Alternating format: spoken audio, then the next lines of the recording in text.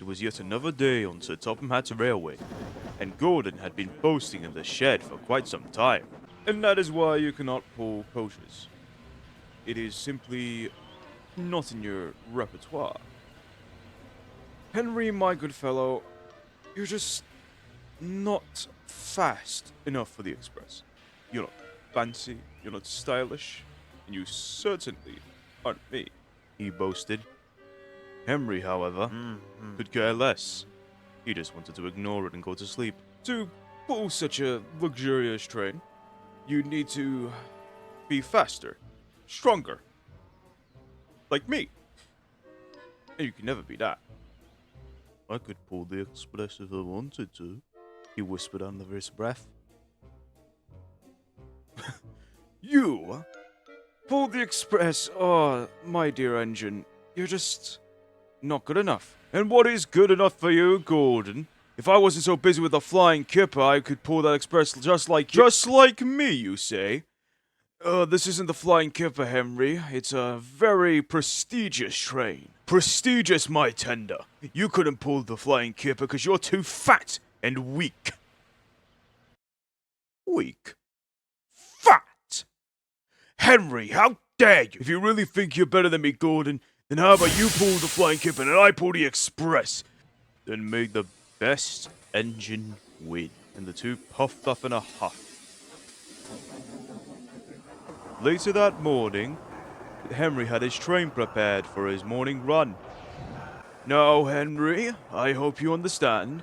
This is not a simple fish train or a freight train. This is the express. You must handle it with the utmost delicacy and speed and efficiency. You understand that? But Henry hadn't been listening at all. He was too busy thinking about what he would say to Gordon once he returned to the shed. Out on the line, Henry was having a whale of a time. He was pulling the coaches nicely and at a brisk pace.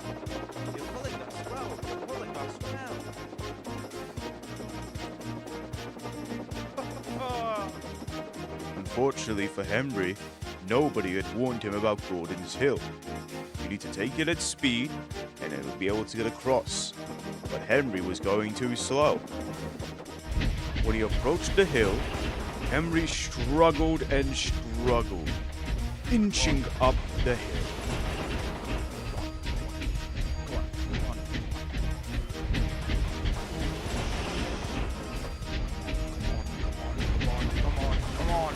He hissed. Unfortunately, despite his best efforts, Henry was unable to make it up the hill. In a matter of seconds, he stopped. Oh dear, he moaned. Must go back, he said, going down the hill and waiting for a banker.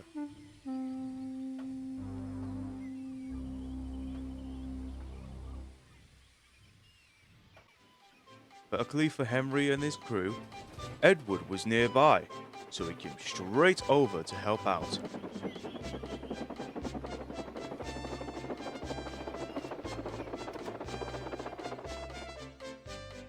With Edward's help, Henry was able to get up the hill.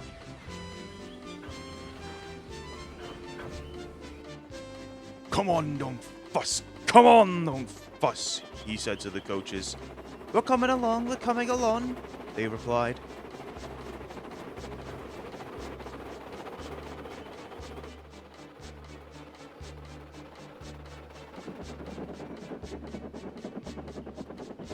When Henry returned to the shed, he didn't dare say a word to Gordon. Oh, Henry, I would love to stay and chat, but I have a flying kipper to run. Wouldn't want to get stuck here with you. And he puffed away, leaving a very angry Henry. When Gordon got to the docks, he waited in the siding, sizzling nicely as he went to sleep. By the time he was fully asleep, the kipper was already ready to run. He was dozing nicely until suddenly... What was that? It was Thomas. Wake up, fat face. Your flying kipper's ready. That's really all I wanted to tell you. Bye-bye. And he puffed away laughing. Gordon was cross, but he didn't have the time, so he went straight to the flying kipper. He had barely had any actual sleep, and Thomas jolting him awake didn't help either. He was half awake, half asleep. He could barely tell what he was doing. When he finally got his bearings, he tried to take off. But the trucks keep holding him back. Come on, don't Again fuss. and again and again. Come along now, don't fuss. I have a very, very strict timetable to keep to.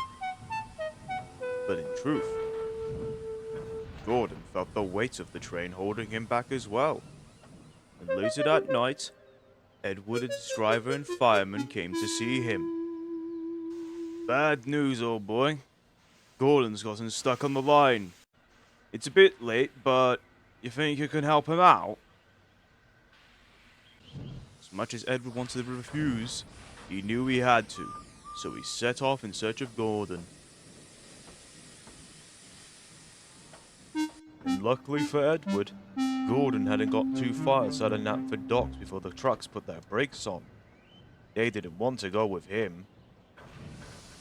Edward backed down onto the train. The truck soon behaved.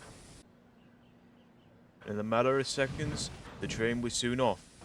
Gordon didn't dare say a word. He was far too embarrassed.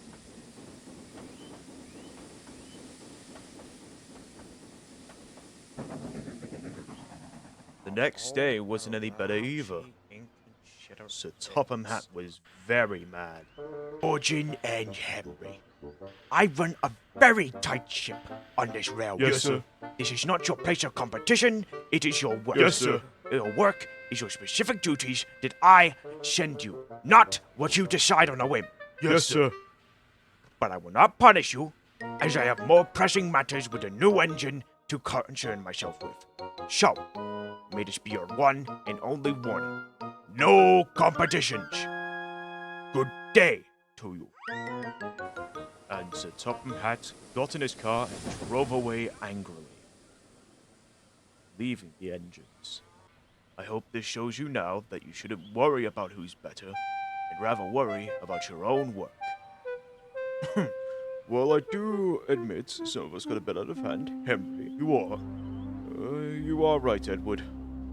You know, after everything that happened yesterday, I think that I could say that Edward's the best. What? Even when we made our mistakes, he still came over and wasted his time to save us. Oh, I flattered Henry, but I don't really accept this kind of things, you know. I just do my job, that's all I really need to do. I'm not like really pride and stuff. It's just, come on, I'm just a very humble engine.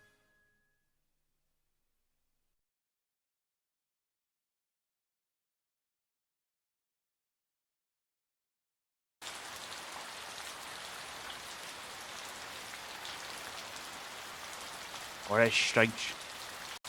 You chop 'em at it and say nothing about all this. Raining cats and dogs out here. I just want to go home already. Oh, don't be weird about it, Toby. It's just rain. It's not gonna hurt you. I suppose. I just want to go home. I don't like being wet out here in the cold, especially in this mist. Oh, yeah, Jack. Yeah, I heard that. Right over the whales. Yeah, did you hear that? Right over the whales. Did you? Oh, Goodness me! Toby, are you alright? Oh, it almost knocked me off my frames, it did. Oh, goodness.